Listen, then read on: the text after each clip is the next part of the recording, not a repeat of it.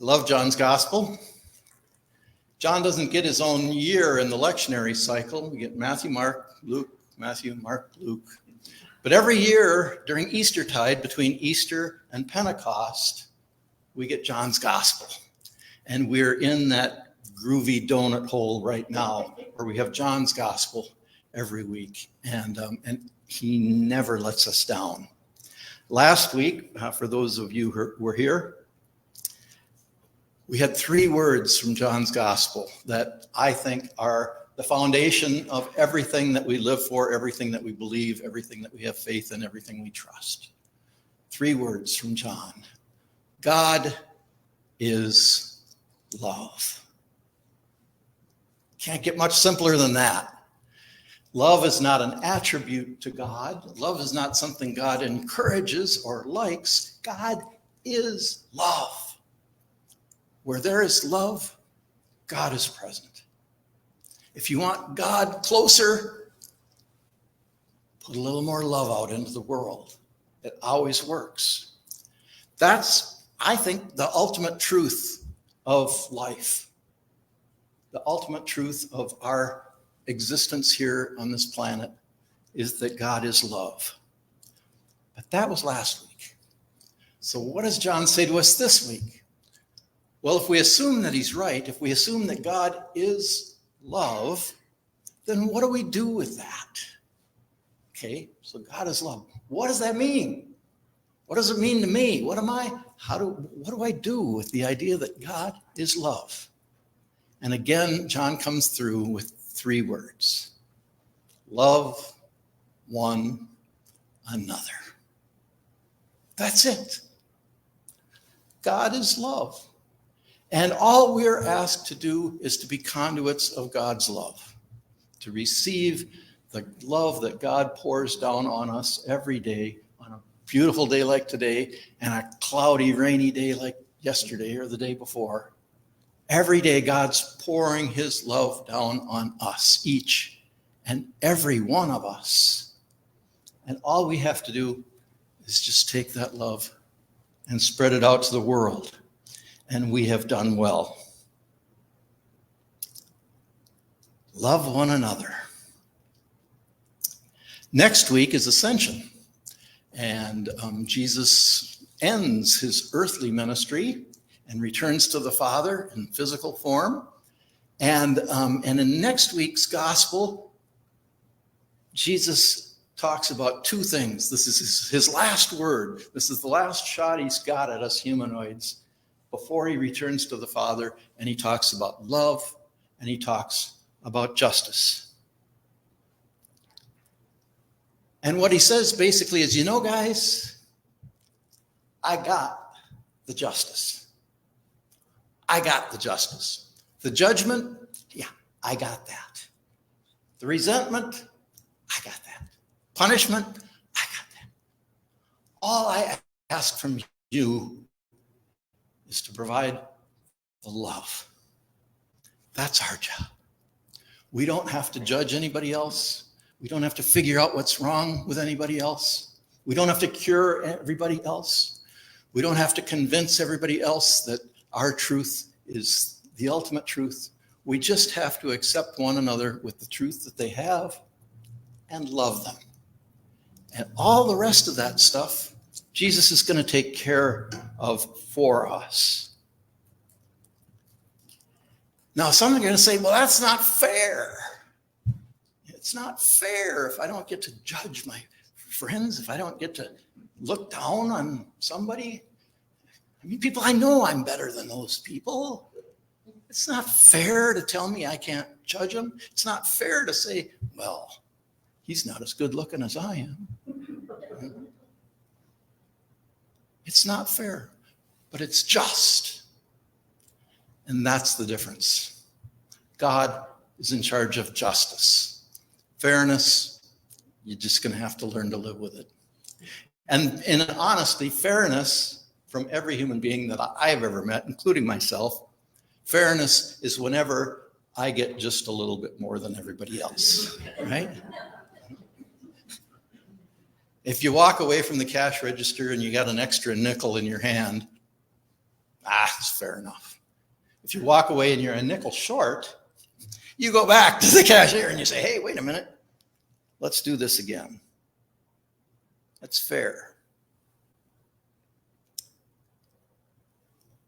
So how do we practice living in this world where God is love and all we're called to do is love one another?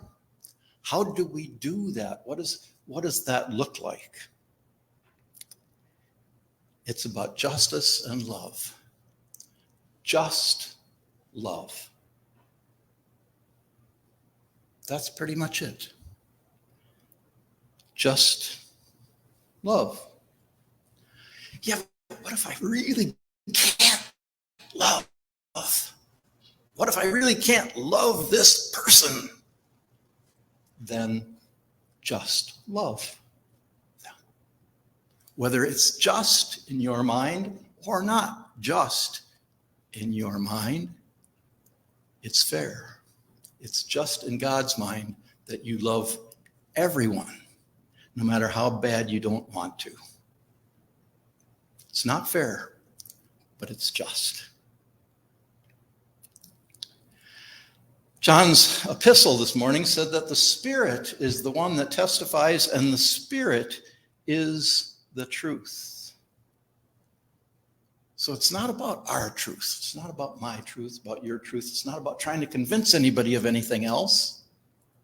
The truth is that peace that the Holy Spirit planted in our heart when Jesus came and overruled the law of Moses. Moses' law were cut in stone. Jesus came, he said, I plant the law in your heart. Look to your heart when you want to know what is true, what is righteous, and what is fair. Because inside our hearts, the Holy Spirit lives with ethics and morality to tell us what is right. The psalmist says that God will judge the world with righteousness and the peoples with equity. God's going to do that. Not me. Not you. You can try, but you're probably not going to get very far. With righteousness and with equity. Equity is kind of an interesting word. It has to do with the law that the laws come from. We have a system of laws in a country. Most countries that are organized have a system of laws that we have to follow, and we have a system to enforce those things. But theoretically, those laws all come out of some greater truth, some greater law. And that always comes from God. John is generally a pretty sweet fella. I love John's gospel, as I said. But once in a while, he kind of cuts to the bone. And today, he's not advising his disciples. He's not encouraging his disciples. He says, this is my commandment. Not a lot of variables, not a lot of wiggle room in a commandment. This is my commandment. Love one another as I have loved you. And this is coming from the guy who gave up his life for us. That's the kind of love we are commanded to have for one another. That command to love one another is simultaneously the simplest and the most difficult instruction in the whole Bible, I think, my opinion. Love one another. Simple. Really? Not so much, right? So let's break it down. It starts with love. How hard is it to love?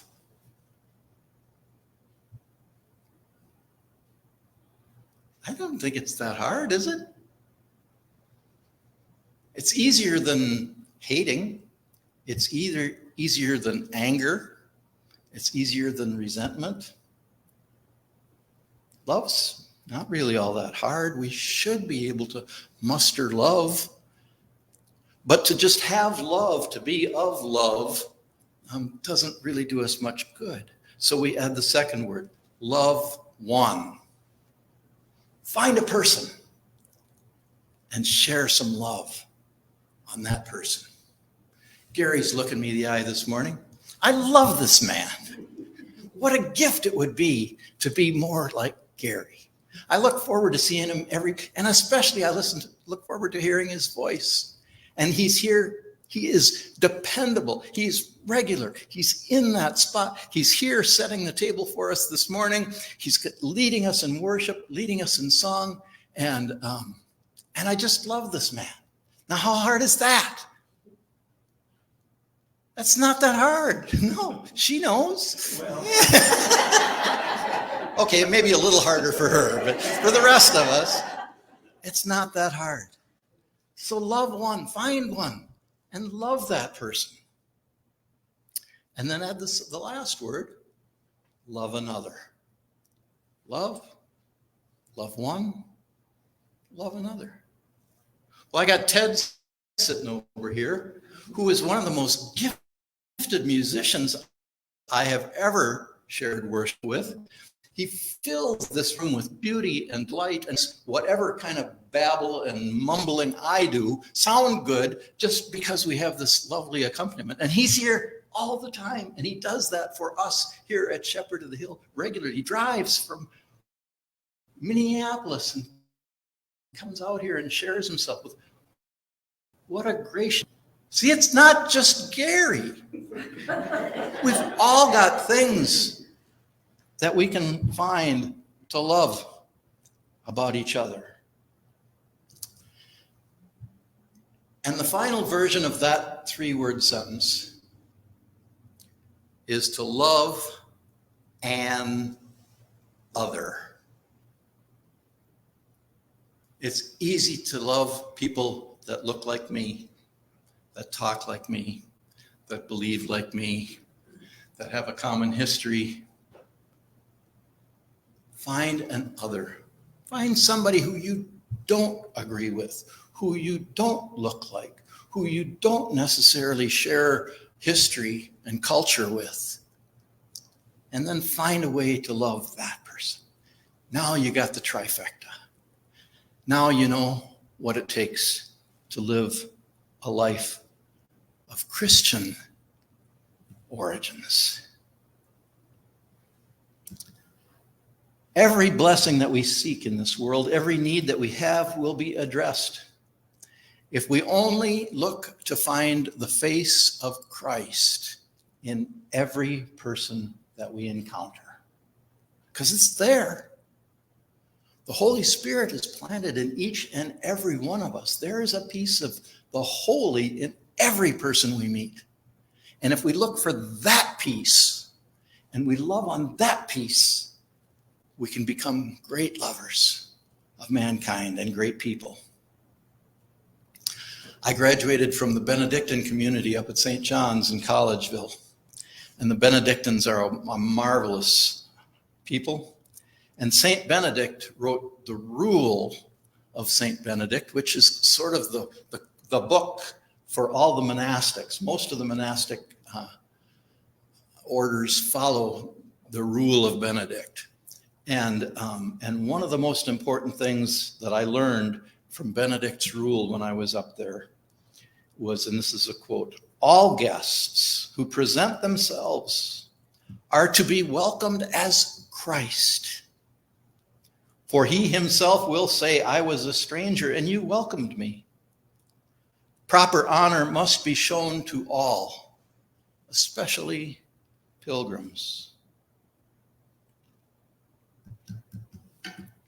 So, if the goal is to become more Christ-like, to become better Christians, to become better human, better spiritual, have more spiritual connectedness with ourselves, with each other, and with God, if that's the goal, then I think the number 1 job for most of us, again, myself included, is to replace the love of power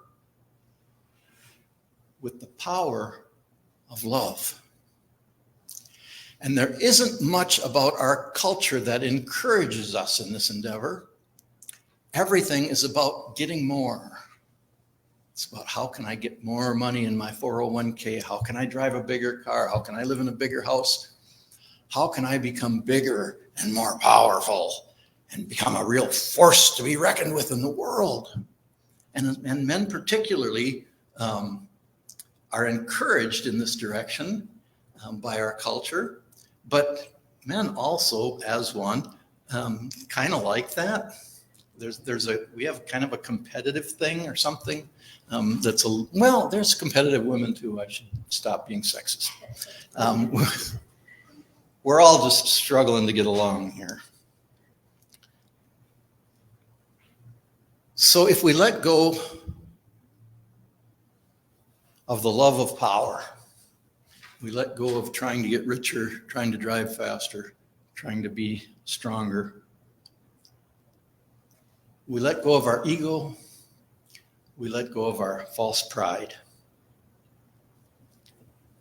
And to move in to the power of love is all about letting go. It's all about saying, this is not in my control. God's got this. All I have to do is love. God will take care of the rest of it. It's about letting go. The love of power is about taking it in and hanging on to it. And the power of love is about opening up and letting go and allowing yourself to be open to the other people around you, to listen, to speak, to love. My opinion, we are all fundamentally powerless. There's really very little in this life that we have power over. And about the time that we think we're in control, oftentimes that's when we get the word, you have cancer. Oh, I guess I'm not in control anymore. Oh, you're getting old. Your ticker's going bad. The only things that we have control over, in my opinion, are our attitude and our habits. And neither of them are easy to control. We both resist changing our attitudes, and we always resist changing our habits. It's physically hard to change habits, but we can change our habits and we can change our attitude, and we can become more loving human beings. The most important thing is our openness to the call of the Spirit, to the leading of the Spirit. Will we allow the Spirit to do her work in our lives? Will we step out of the way for the Holy Spirit so she can allow us to become better human beings, more loving human beings? Will we receive the call of the Holy Spirit?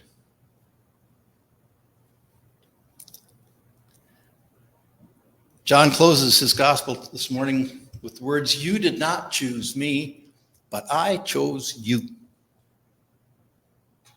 And I appointed you to go and bear fruit, fruit that will last. To go out and give and to share and to increase the joy and the grace in the world."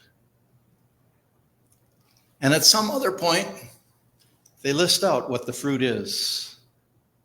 Love, joy, peace, patience, kindness, goodness, faithfulness, gentleness, self-control.